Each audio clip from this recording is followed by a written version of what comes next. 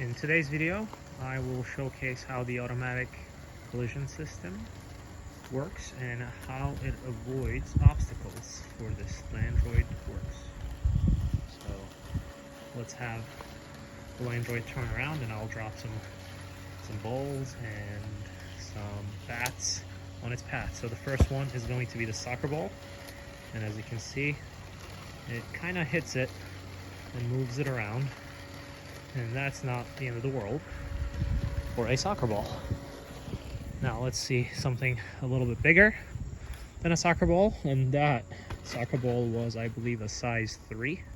So this one's more like a beach ball. So let's see what it does with this beach ball.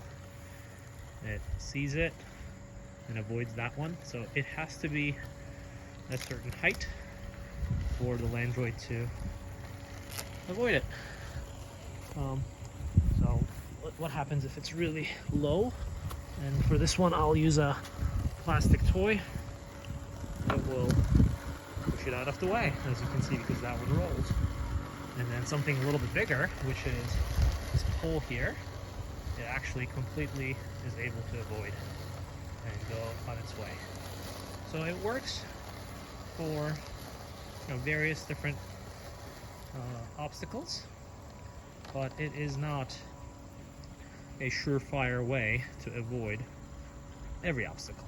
So do your own testing after you buy, then install your ACS system on top of your Landroid, and you'll be able to avoid many obstacles.